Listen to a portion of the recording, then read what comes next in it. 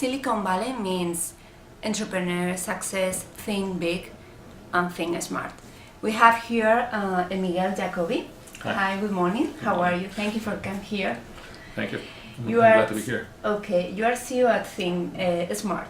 Tell about your company. What is this name? Because it's curious. It's very attractive. Well, it's a name that we thought about when we started the company already 15 years ago. So we're a 15-year-old company, and it was the product of trying to find solutions that will help people achieve their goals. So by giving them the opportunities to think smart. Mm-hmm. So that was the origin of the company, and that was why the name was decided. Yeah, because do you think here the key of the strategy, the success is the strategy? Do you think that if a company don't have a strategy, don't have success? Absolutely. I mean, if you think of any market, but especially the US market, which is a very competitive market, you have to know exactly what your product is aiming to do. So if you're just very generalist and like keep a lot of products open, a lot of offering, it's going to be very difficult to compete. You're going to get against lots of competitors that are very much specialized. So I guess that getting the right strategy to focus on your product and then really try to find your vertical, your solution, what makes you different from the other companies, it's absolutely the key to success. And that, of course, is part of any company strategy that wants to fight in this very competitive market. Mm-hmm. How can you help the companies to make success? Okay, let me do a little overview of what the company does. Our business is based around doing enterprise analytics.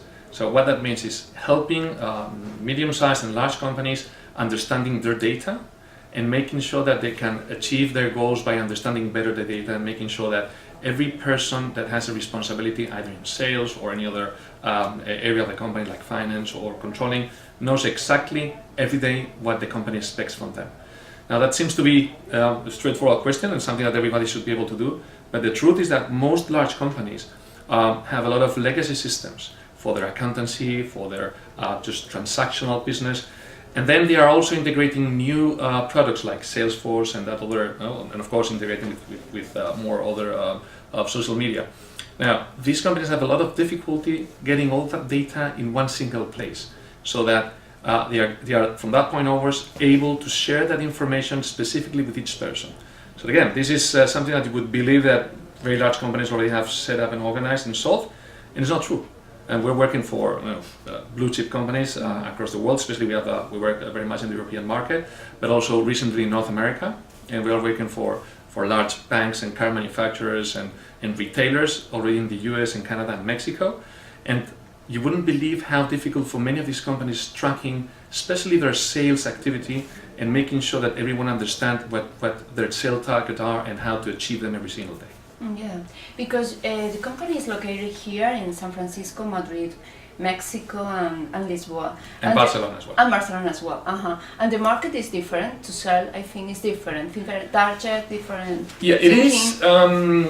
It is, but it depends on your product. So the way in which you approach the market in a place like San Francisco, like in the US or Canada, it's different as the way we normally do it in Spain.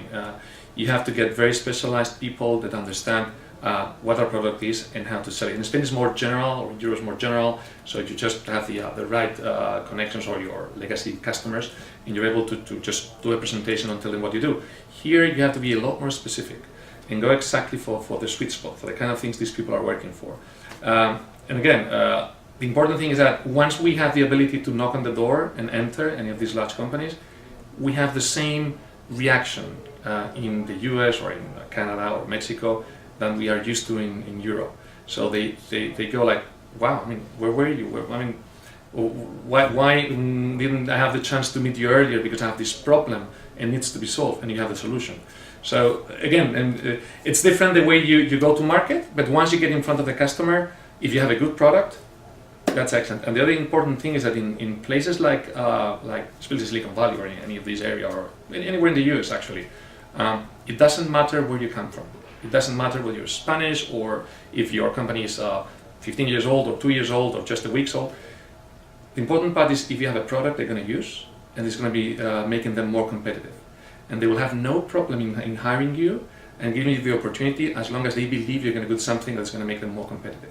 And that is not the way things normally work in Europe, where there's a lot more Yeah. political stuff around it and being able to have the right connections. And connection. So here's more about your product, your solution, and your ability to get in front of someone to sell it. And you work for 15 years here Yeah. working with your project. Why did you decide to set up this Well, company? well, in the US, we've just been here for a year and a half now. Okay. In North America, we are originally a company from Spain, and our headquarters is in Madrid. We have all the tech people in Madrid, so all our programmers and all the servers, everything's based in Madrid. And in every different territory, what we have is sales team and project management team, and then the business analyst. That's the way we're organized. From that perspective, most of our tech people is in Madrid, and let's say 80% of the whole company is there. And then we have an office in Barcelona, an office in Lisbon, an office in Mexico, and an office in San Francisco. San Francisco is our headquarters in North America. And well, this was the right spot. This is where most of the important things about technology are happening. And that's the place where we want to be. So that's why we decided to move here. It's been great. And as I said, a lot of opportunities. It's just, you have to be able to knock on the door and get yourself in front of the right person. But once that's done, it's a very good place. Do you think it's the best moment to come here? Because in Europe there is a huge crisis. Yeah, well, for us, we have been successful in these past years also in Europe because our product was something that's been evolving every year. So we have a lot of customers that want to solve the problems. Again, they have a lot less budget available because of the crisis that's been, especially in Spain, but all across Europe. But that doesn't mean that there's no opportunity in Europe. There still is, and we are growing there. But I mean, you just can't compare the opportunity in Spain or in the US. I mean, it just like when you talk about small and medium business in Spain, you're thinking about small companies, and here, small and medium business, I mean, there are 1,000 employee companies kind of thing. So just everything in sheer size is much bigger. So with the same effort, you can come across much larger opportunities. So I think that our natural market is going to be North America. I think eventually we're going to be moving over headquarters here. But that'll happen in the next few months or years. We'll see how that goes. And how many companies do you help to grow up? Well, we have now about, I would say, some 60 customers in several sectors. All of them are large corporations, so we're talking about banks, and we're working for 5 or 6 different banks, insurance companies, car manufacturers, car financing companies, telecom companies, tech also, retailers, beverages and food, so almost in every different sector of activity. The common thing with them is that all of them have a large network of either salespeople or distributors or retailers that are associated to their brand, or even their own retail stores. And all of them have the need to get data that relates to anyone within that big network. And we're talking about networks of 5,000, 10,000, 20, or even 100,000 people. And making sure that each one of them gets the right information today. So not just at the end of the quarter or at the end of the month, it's trying to find out if things went wrong or well, but what we are able to provide, and it's both on a mobile app and also through, of course, the website and the tablets, etc.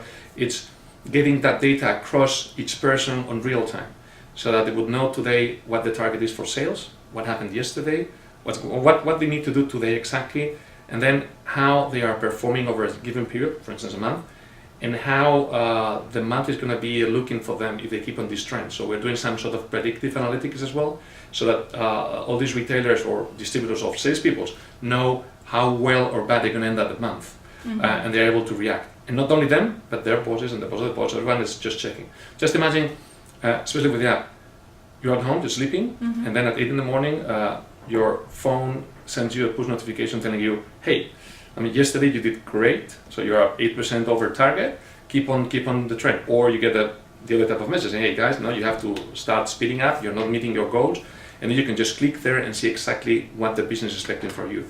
So it's, I think mobility has become like the main place where we see our business growing.